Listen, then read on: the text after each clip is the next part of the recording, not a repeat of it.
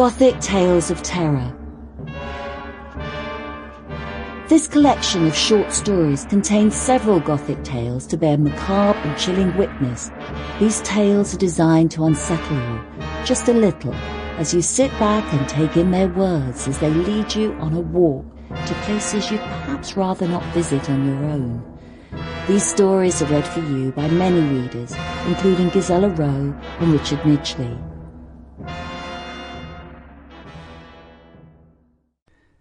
The Body Snatcher by Robert Louis Stevenson.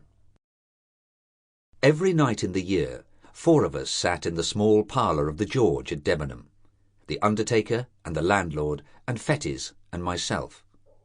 Sometimes there would be more, but blow high, blow low, come rain or snow or frost, we 4 would be each planted in his own particular armchair.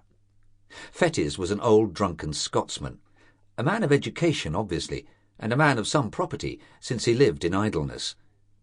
He had come to Debenham years ago while still young, and by a mere continuance of living had grown to be an adopted townsman. His blue camlet cloak was a local antiquity, like the church spire. His place in the parlour at the George, his absence from church, his old, crapulous, disreputable vices were all things of course in Debenham. He had some vague radical opinions, and some fleeting infidelities, which he would now and again set forth and emphasise with tottering slaps upon the table. He drank rum, 5 glasses regularly every evening, and for the greater portion of his nightly visit to the George sat with his glass in his right hand in a state of melancholy alcoholic saturation. We called him the Doctor, for he was supposed to have some special knowledge of medicine, and had been known upon a pinch to set a fracture or reduce a dislocation, but beyond these slight particulars we had no knowledge of his character and antecedents. One dark winter night, it had struck 9 some time before the landlord joined us. There was a sick man in the George, a great neighbouring proprietor, suddenly struck down with apoplexy on his way to Parliament, and the great man's still greater London doctor had been telegraphed to his bedside. It was the first time that such a thing had happened in Debenham, for the railway was but newly open, and we were all proportionately moved by the occurrence. "He's come," said the landlord, after he had filled and lighted his pipe. "He?" said I. "Who? Not the doctor?" "Himself," replied our host. "What is his name?" "Dr. Macfarlane," said the landlord. Fettes was far through his 3rd tumbler, stupidly fuddled, now nodding over, now staring mazily around him. But at the last word he seemed to awaken, and repeated the name Macfarlane twice, quietly enough the first time, but with sudden emotion at the second.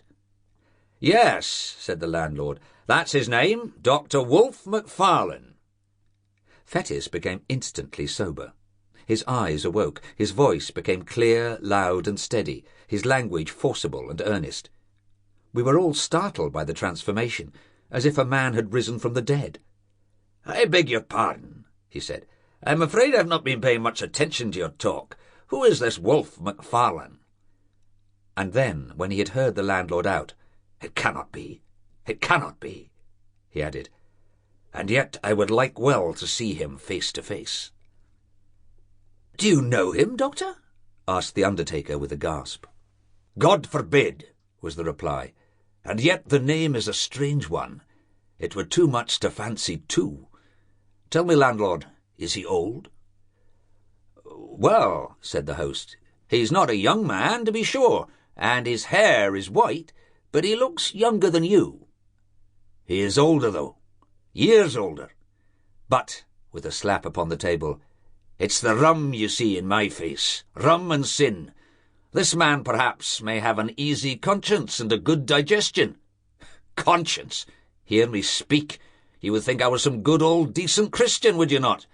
But no, not I. I never canted. Voltaire might have canted if he'd stood in my shoes. But the brains," with a rattling fillip on his bald head, "the brains were clear and active, and I saw and made no deductions." "If you know this doctor," I ventured to remark after a somewhat awful pause, "I should gather that you do not share the landlord's good opinion." Sample complete. Ready to continue?